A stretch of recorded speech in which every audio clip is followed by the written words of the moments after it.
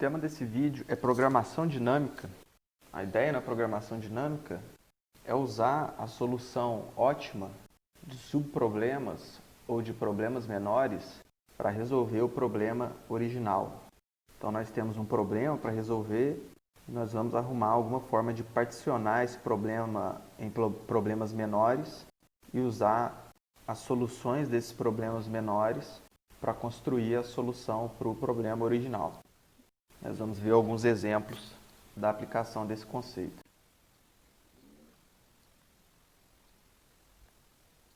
O primeiro exemplo que nós vamos ver de programação dinâmica é o problema do caminho mínimo.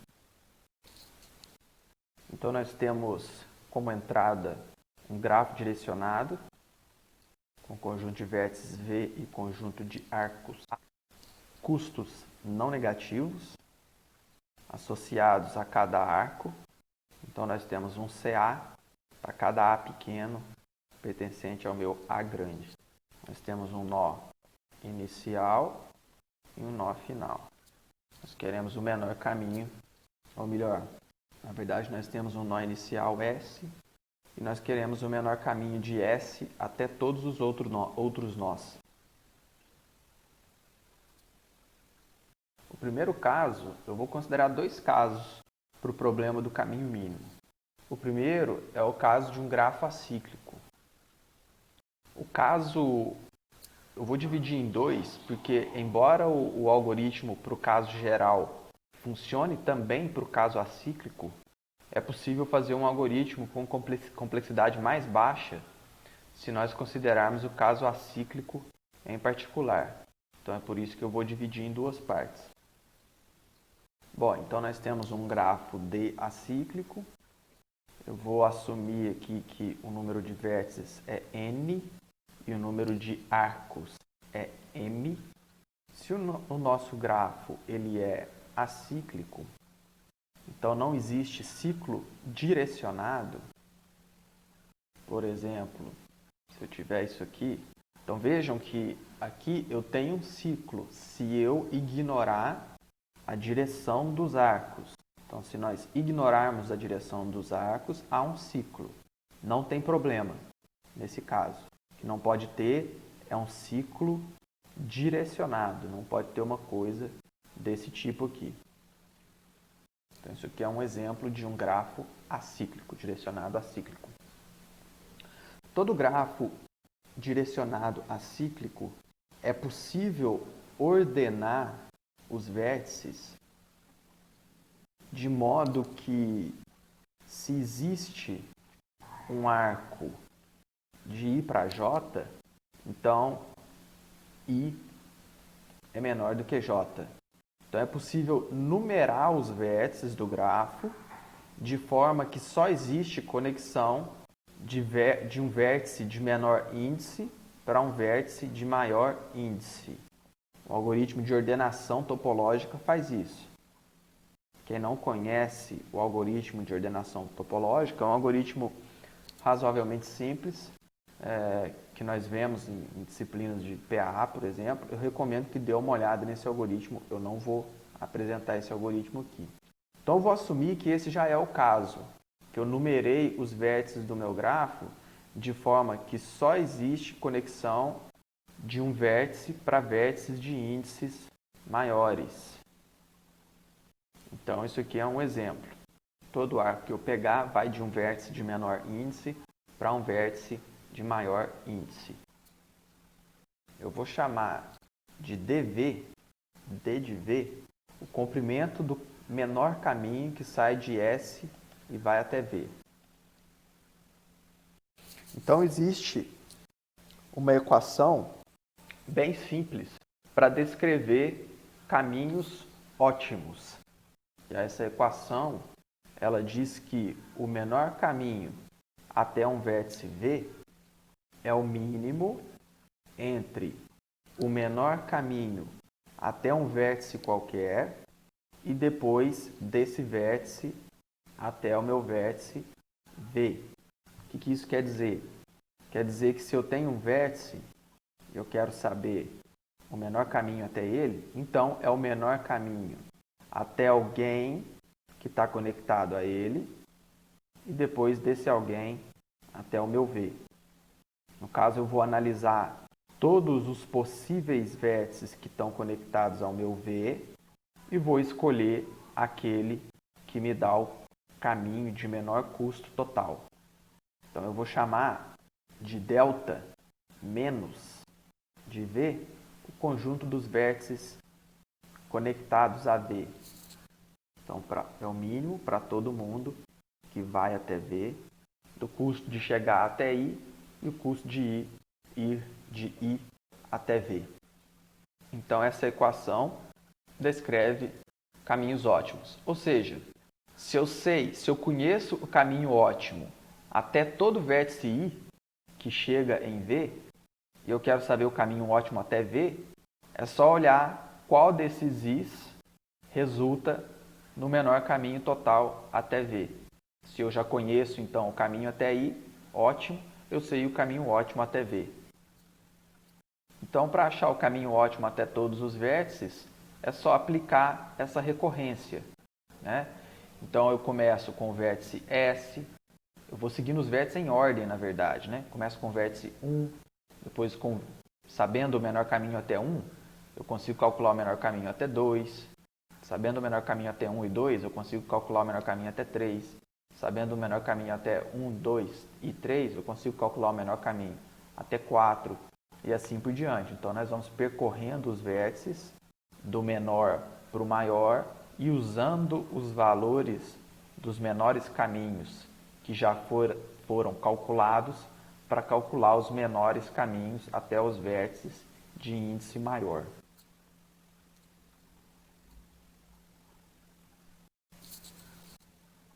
Se nós seguirmos esse processo, é fácil de ver que cada arco do meu grafo vai ser analisado somente uma vez. Então, um arco de I para J, ele só vai ser analisado quando eu estiver calculando o menor caminho até J. Então, esse algoritmo vai olhar cada arco uma única vez. Então, a complexidade desse algoritmo é O de M. Então, é um algoritmo que tem complexidade linear para encontrar caminhos mínimos em grafos direcionados e acíclicos. Vamos agora olhar o caso mais geral, o caso em que o meu grafo ele não é necessariamente acíclico. Deixa eu só comentar uma coisa importante aqui, que é o seguinte: se nós queremos saber o caminho mínimo até um determinado vértice, é muito simples fazer um algoritmo recursivo baseado nessa equação. Só que não é assim que programação dinâmica funciona. Nós não vamos fazer algoritmos recursivos de programação dinâmica. Vou explicar por quê. Então, vamos imaginar que eu tenho aqui o meu grafo, tá? E aí eu quero saber o caminho mínimo até V. Então, se eu faço um algoritmo recursivo, para eu conseguir saber o caminho mínimo até o meu vértice V, eu vou ter que calcular o caminho mínimo até os vértices que chegam em V. Então, fui lá e calculei o caminho mínimo até um vértice I, por exemplo. Se eu estiver usando um algoritmo recursivo, na hora de calcular, vamos supor também que o W também chega em V. Para mim saber o menor caminho até W, que eu vou precisar, eu vou ter que calcular, e supondo que o I também chegue em W, eu vou ter que calcular o menor caminho até I também. Ou seja, o que vai acontecer? Na hora de calcular o menor caminho até V, eu preciso saber o menor caminho até I e preciso saber o menor caminho até W. Então, eu calculo o menor caminho até I. Na hora que eu for calcular o menor caminho até W, eu precisarei também saber o menor caminho até I. Se eu estiver usando um algoritmo recursivo, isso aqui vai ser calculado de novo, 2 vezes. E aí a complexidade do algoritmo vai ficar muito alta. Então, a ideia é reaproveitar aquilo que já foi calculado. Então, a gente não usa isso aqui recursivamente. Então, geralmente, a gente vai guardar os valores que já foram calculados em uma tabela, em alguma estrutura de dados. A gente pode fazer ou ir preenchendo essa tabela como foi descrito aqui, ó. Eu vou percorrendo os vértices de baixo para cima, em ordem crescente, então eu vou ter um vetor com os custos dos menores caminhos até todos os vértices. E vou preenchendo esse vetor da esquerda para a direita e depois quando eu precisar usar algum dado, eu já tenho esse dado calculado nesse vetor, ou a gente pode usar uma outra estrutura de dados para fazer, por exemplo, um negócio que chama memoization, que é simplesmente um mecanismo para guardar também aquilo que eu já calculei. Aí nesse caso a gente pode usar uma estrutura de dados do tipo dicionário ou map. O principal aqui é não recalcular os valores que já foram calculados. Então voltando aqui para o caso geral. Nós vamos chamar aqui de D de V o menor caminho de S até V com, no máximo, K arcos. Então, dk de V é o menor caminho de S até V, que tem, no máximo, K arcos. A nossa equação de otimalidade pode, então, ser escrita da seguinte forma. Deixa eu dar a ideia primeiro. Então, se eu tenho um vértice V, o menor caminho até V com até K arcos, ou vai ser o menor caminho até V com K-1 ou menos arcos, ou vai ser o menor caminho até algum I com K-1 arcos, acrescido do arco IV. Então, essa é a ideia da equação de otimalidade aqui. Então, dkV é o mínimo entre ou o caminho com até K-1 arcos até V, ou o menor caminho até algum I conectado em V. Deixa eu chegar essa equação para a esquerda aqui, porque senão não vai caber. Então, o menor caminho com até K arcos até V, ou não se altera, é o melhor caminho que eu já conhecia, com K-1 arcos, ou então ele vai ser o menor caminho até algum I, com até K-1 arestas, mais o arco que conecta I até V. Então, essa é a equação de otimalidade para o caso de grafos gerais. Nós temos aqui também que para inicializar essa recursão, nosso caso base, vamos dizer assim, o menor caminho com 0 arcos até a origem vale 0, e o menor caminho com 0 arcos até todo o vértice V, ele tem custo infinito. Então, nesse caso, o que nós fazemos é, nós começamos com K igual a 0, já tem, agora eu vou para K igual a 1. Percorro todos os vértices com o meu valor K igual a 1, calculo o menor caminho para todos eles, com até um arco, aumento o K, vou para K igual a 2. Para calcular os valores dos caminhos para todos os vértices com até 2 arcos, eu preciso saber os valores com até um arco, mas isso nós já calculamos na iteração anterior. E assim por diante, nós vamos preenchendo essa tabela. Então, é como se nós tivéssemos uma tabela aqui. Aí aqui nós temos os valores de K e aqui nós temos os valores de N, os nossos vértices. Então, nós começamos com K igual a 1, calculamos o menor caminho com até um arco para todo vértice, ou seja, vai ser aqueles que estão conectados na origem. Tendo os valores do menor caminho com até um arco, aí nós calculamos os menores caminhos com até 2 arcos. Esses valores agora dependem dos valores da linha de cima, porque para saber o menor caminho com até 2 arcos, eu preciso saber os menores caminhos com até um arco para todos. Aí para calcular o da linha 3, eu preciso conhecer os valores da linha 2 e assim por diante. Então nós vamos preenchendo essa tabela enquanto o K aumenta. Então nós iteramos de K igual a 1 até N-1, e para cada valor de K, nós aplicamos a equação de otimalidade em todos os vértices. Portanto, esse loop mais externo, ele vai fazer O de N rodadas, e aplicar essa equação em cada vértice requer que eu olhe todas as conexões no caso de todos os vértices, né? Então, portanto, o custo do nosso algoritmo é O de N vezes M. Um outro exemplo de programação dinâmica que nós vamos ver é o problema de dimensionamento de lotes não capacitados. Nós já vimos esse problema quando nós discutimos modelagem. E só para relembrar, nesse problema nós temos um horizonte de planejamento E nós queremos planejar a produção de uma fábrica para satisfazer as demandas nos períodos desse horizonte. Então, são N períodos. Nós temos uma demanda dt em cada período. Nós temos um custo de produção por período, por unidade produzida. Nós temos um custo de estoque. E nós temos um custo fixo caso haja produção em um período. Inclusive, nós vimos esse problema quando nós estávamos aprendendo sobre a modelagem de custo fixo. Então, só para lembrar o modelo muito rapidamente, nós queremos decidir em quais períodos produzir para atender as demandas. Então, nós tínhamos o seguinte: em um determinado período, tudo aquilo que eu tinha estocado,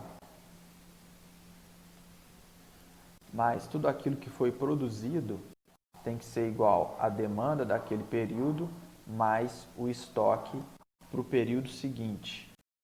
Caso haja produção naquele período, nós vamos ter que ativar a nossa variável y, que diz se houve produção ou não. Então, x é a quantidade produzida, s é o estoque, y é uma variável binária que diz se houve produção ou não. Então, quando há produção, eu tenho que ativar essa variável y. Eu vou definir também que o meu estoque no meu período 0 e o meu estoque no meu período n é de 0. Eu começo sem estoque e termino sem estoque. As nossas variáveis s e x são não negativas e a variável y binária. A nossa função objetivo é minimizar os custos de produção, de estoque e custos fixos.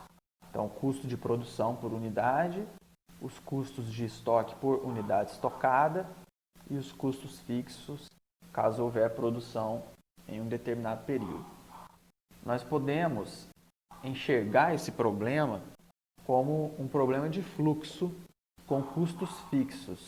Então, eu posso usar nós para representar os períodos.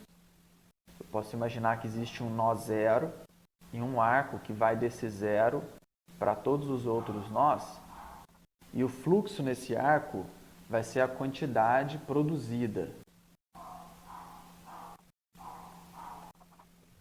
Então, eu tenho uma fonte de fluxo no meu nó zero, que é a soma de todas as demandas.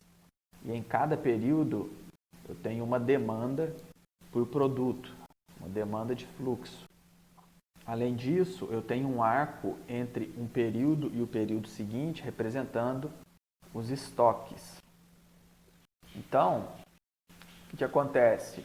Eu quero decidir quanto eu tenho que enviar de fluxo por esses arcos para satisfazer as demandas. Então, eu consigo ver esse problema como um problema de fluxo. Ele não é exatamente um fluxo de custo mínimo, porque eu tenho que decidir quais arcos abrir. Quando eu decido usar um arco, eu tenho custo fixo, tá? E no problema de fluxo de custo mínimo, eu não tenho custo fixo. Então, eu posso enxergar esse problema aqui como um fluxo de custo mínimo mais custos fixos de utilização dos arcos, tá? Então, uma vez que eu decidi quais arcos eu vou usar, então se eu fizer uma decisão prévia de quais arcos vão ser usados ou não, eu fixo isso, alguns arcos que eu quero na rede, aí sim eu posso aplicar fluxo de custo mínimo, depois que eu já tiver decidido quais são os arcos fixos. Mas essa visualização do problema é importante para o próximo resultado. Bom, o que nós sabemos? Nós sabemos que se eu tenho um problema de fluxo de custo mínimo, ou seja, decidi a minha rede, decidi quais arcos vão ficar abertos e apliquei um algoritmo de fluxo de custo mínimo, para atender uma demanda em determinado nó, eu nunca vou dividir, como a matriz de restrições do problema de fluxo ela é totalmente unimodular, eu nunca vou dividir um fluxo em duas partes. Então, todo o fluxo que sai de zero e chega em um determinado vértice, ele nunca vai ser quebrado, né? Então, ou ele vai ir direto do zero para aquele vértice, ou ele vai passar por algum outro caminho, mas sempre um único caminho. Então, esse fluxo nunca vai ser dividido. Então, é uma propriedade dos pontos extremos da formulação do problema de fluxo que os fluxos não vão ser quebrados. Eles vão sempre ter um formato de árvore, né? O grafo de fluxo vai me dar um grafo sempre acíclico.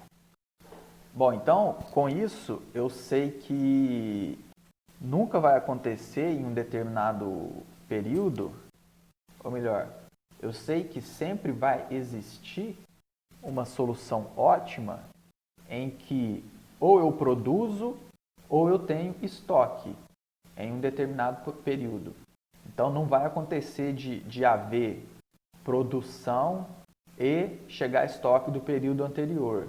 Existe uma solução que isso não acontece. Ou eu produzo ou chega a estoque. Então, existe uma solução ótima em que ou chega a estoque ou a produção, mas não as duas coisas.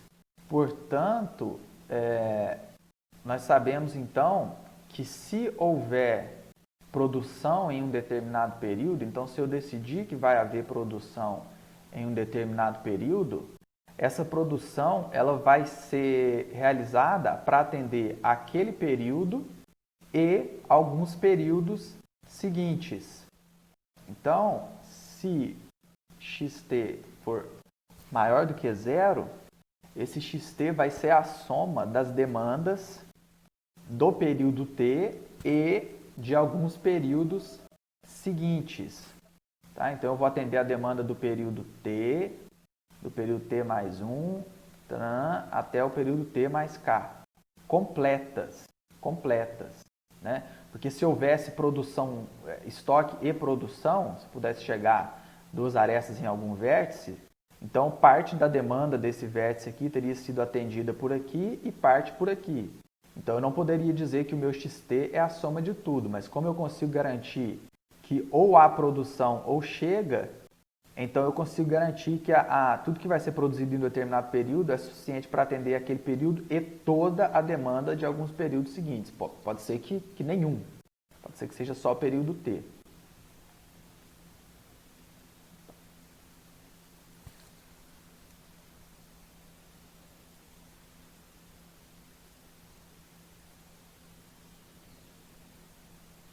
Então, em função disso, eu vou chamar de D e T a soma de todas as demandas do período I até o período T. Nós vamos usar esse valor.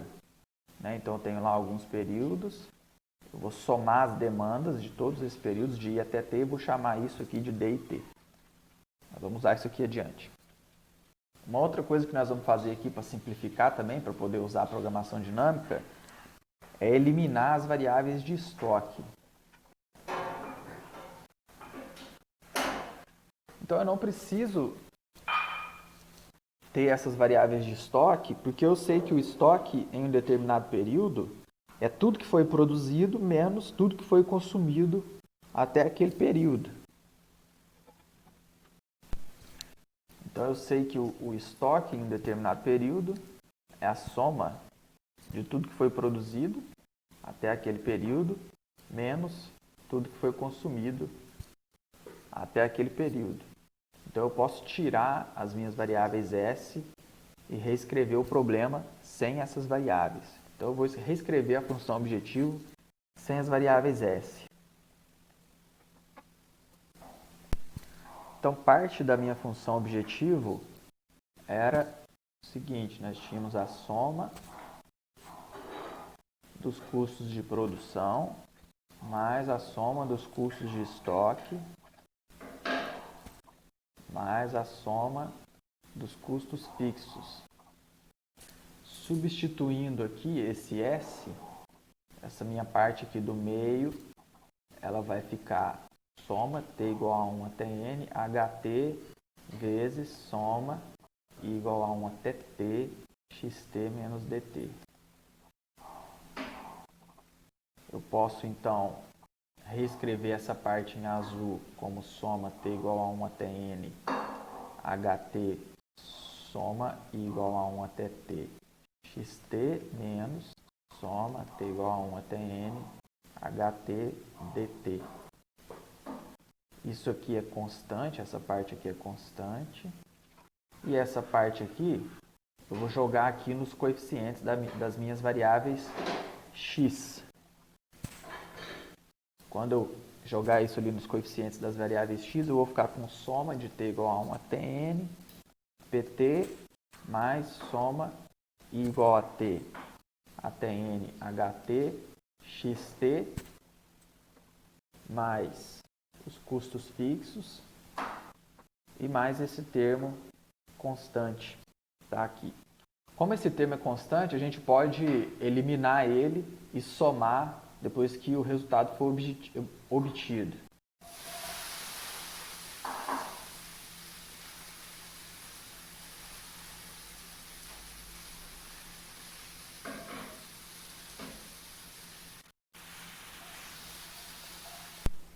Eu vou chamar esse coeficiente de x de ct. Então, com isso, a minha função objetiva ela vai ficar somatório de ct, xt, mais somatório de ft, yt. Então, agora, eu tenho um problema em que eu tenho as demandas, eu quero decidir quando devem ser as produções, e sempre que eu produzir, eu vou ter um custo ct por unidade produzida, sempre que eu escolher um arco eu vou ter um custo ft, e quando for produzido eu vou estar produzindo para atender a demanda de alguns períodos em sequência. Vamos aqui ver então como é que fica a equação de otimalidade para esse problema. Eu vou chamar de HK a solução ótima até o período K. Então é como se eu resolvesse só parte do meu problema, de cá para trás. Tá, então eu tenho um problema, está aqui o meu K, só estou considerando aqui, até aqui, e tem mais alguns períodos que eu não estou olhando ainda. Então, vamos assumir que o último período que teve produção foi algum período T aqui, foi o último período onde eu produzi. Então eu sei que se eu produzir naquele período, foi o último que eu produzi, aquilo que foi produzido tem que ter sido o suficiente para atender a demanda toda daquele período até o meu período K. E eu sei que dali para trás a solução tem que ter sido ótima. Então o custo de produção aqui teria sido H de T menos 1. Então o que eu preciso decidir é quando deve ser esse último período em que houve produção. Portanto, eu posso escrever a minha equação de otimalidade como HK igual. Aí eu quero escolher qual o último período em que eu vou produzir. Vou chamar ele de T. E dado que eu produzi naquele período, o custo da solução ótima é o custo ótimo de T para trás, mais o custo fixo de produzir no período T, mais o custo de produzir em T para atender toda a demanda do período T até o período K, que é o meu C, ou melhor, a demanda de T até K é DTK. Então, o custo total seria o custo de produzir aqui, mais o custo de toda a demanda dali para frente, ou seja, CT DTK, mais o custo fixo de produção. Então, essa é a equação de otimalidade do problema. Como caso base, eu defino H0 como sendo zero. Então, se eu estou em um determinado período, eu tenho que achar o ponto de última produção e usar a solução ótima dos períodos anteriores. Como eu tenho que calcular HK para todos os n períodos, e esse cálculo interno aqui envolve um loop que tem, no pior caso, n iterações, nós vemos que o custo desse algoritmo é O de n ao quadrado. Nós podemos também resolver esse problema fazendo uma transformação para o problema do caminho mínimo. Nós vamos criar um grafo com nós indo de 1 até n mais 1 e nós vamos adicionar arcos saindo de cada vértice para todos os outros vértices de índice maior do que aquele vértice. O custo de um determinado arco, então de um determinado vértice nós vamos ter arestas, arcos para todos os outros vértices, e o custo de um arco IJ, ele vai ser dado pelo custo fixo de I mais custo de produzir em I multiplicado pela demanda DI até J menos 1. Ou seja, se por acaso esse arco for usado, significa que nós estamos produzindo no período I para atender a demanda de todos os vértices até J menos 1. Então, se eu passo por esse arco, significa que eu decidi produzir nesse período para atender todas as demandas até logo antes do meu período J. Então, nós queremos decidir em quais períodos eu devo produzir ou não, que corresponde a encontrar um caminho mínimo do primeiro período. Então, sempre que ele der um salto, significa que ele decidiu produzir para vários períodos ao mesmo tempo. Então, nós queremos saber como sair do primeiro vértice e chegar até o vértice n mais 1, com custo mínimo. Um outro exemplo de aplicação de programação dinâmica é o problema da mochila 0,1. Então, nós podemos formular esse problema como um programa inteiro da seguinte forma. Nós temos um conjunto de itens, nós queremos decidir quais itens devem ser escolhidos. Então, eu vou usar x e j para definir a escolha ou não de um item. Então, nós queremos maximizar o custo, ou lucro, ou peso dos itens escolhidos, sendo que a soma das demandas de capacidade desses itens não pode ultrapassar um determinado valor B. Então, esse é o problema da mochila. Vou assumir que os coeficientes A e B são inteiros e eu vou denotar por FR de lambda a solução ótima do problema que considera apenas os itens de 1 até R. Ou seja, é um problema menor, eu estou ignorando alguns itens. E carga máxima, lambda. Então, FR lambda é um problema menor, um problema reduzido, em que eu considero apenas alguns itens e uma carga um pouco menor. Então, nós sabemos que um item R, um item qualquer, ele pode aparecer ou não na solução ótima. Se esse item ele não estiver na solução ótima, então a solução ótima do problema que considera até aquele item vai ser igual à solução ótima do problema sem aquele item. Por outro lado, se ele estiver na solução ótima, então a solução ótima com aquele item vai ser o retorno que aquele item me dá, mais o custo da solução ótima, considerando até o item anterior, e eu tenho que descontar o peso desse item da capacidade total. Então, se eu sei a solução ótima considerando até o item anterior e a capacidade daquele item subtraída da minha capacidade do problema, então eu consigo saber a solução do problema até aquele item. Então, a equação de otimidade se torna essa aqui, FR de lambda, é o melhor entre esses dois valores. Ou o meu item não está na solução, ou se ele estiver na solução, a solução do problema que tem capacidade o suficiente para comportar aquele item. Eu posso definir que f de um item negativo é infinito e posso definir que f de um lambda negativo também é infinito. Então, nós vamos preencher, o algoritmo funciona preenchendo uma tabela. Nós fixamos um valor de lambda, que é a carga, a capacidade, e nós percorremos os itens, preenchendo essa tabela com os valores, aplicando o que está aqui nessa função e calculando os valores ótimos para aquela linha. Depois a gente passa para, aumenta em uma unidade essa carga, continua preenchendo essa tabela, aumenta mais uma unidade essa carga continua preenchendo essa tabela.